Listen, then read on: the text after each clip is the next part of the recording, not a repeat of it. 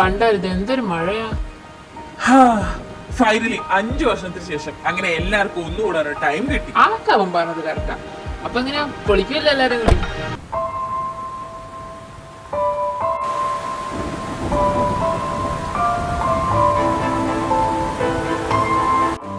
Hi.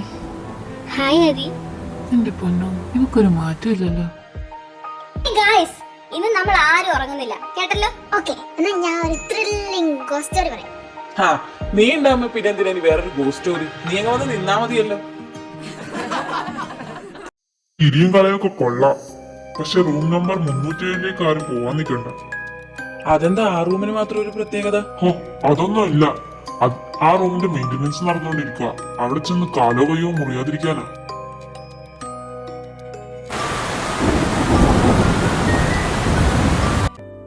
എടാ അർജുനെ, ആ തോമസ് അങ്കിള് പറഞ്ഞല്ലേ നിനക്ക് എന്തേലും കള്ളത്തരം തോന്നുന്നുണ്ടോ? എന്തായാലും ഞാൻ ആ റൂമിൽ പോയി നോക്കാൻ പോവാ. അതൊന്നും വേണ്ട കേട്ടോ. അയ്യേ മായ, നിനക്ക് പേടിയോ? ഒന്ന് പോടാ. പേടിയൊന്നല്ല, എന്തോ ഒരു ബാഡ് ഫീലിങ്. നീ വേണ്ടാത്ത പണിക്കൊന്നും നിക്കണ്ട. ഒന്നുമില്ലെങ്കിൽ തോമസ് അങ്കിൾ പറഞ്ഞതല്ലേ.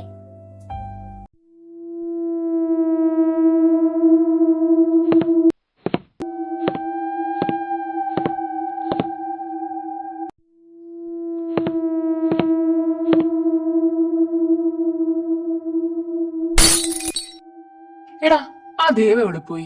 അവന്റെ കയ്യിൽ എന്റെ പവർ ബാങ്ക് ഇരിക്കുന്നത്. ശരിയാണല്ലോ, ഈ പൊട്ടനത് എവിടെ പോയി? ബാ, എന്തായാലും നമുക്ക് നോക്കിയേക്കാം.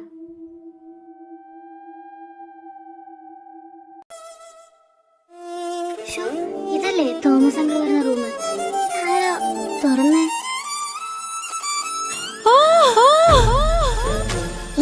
അത് മായയുടെ സൗണ്ട് അല്ലേ? വാ നമുക്ക് നോക്കാം. മായ, എന്തു പറ്റിയടി? ഇതെന്താ തറയിലൊക്കെ ബ്ലഡ്? എടി, ദേവ് എവിടെ? ഹലോ ഹലോ, ഇതാരാ? ഒന്നും ക്ലിയർ ആവുന്നില്ലല്ലോ. ഹലോ. ദേവിന് വേണ്ടി തിരയുകയായിരുന്നു അല്ലേ? വെറുതെ ആണ് സമയം കൂട്ടത്തിൽ ബാക്കിയുള്ളവരെ രക്ഷിക്കാൻ പറ്റുമോ? ഹലോ, ഇതാരാ? ഹലോ.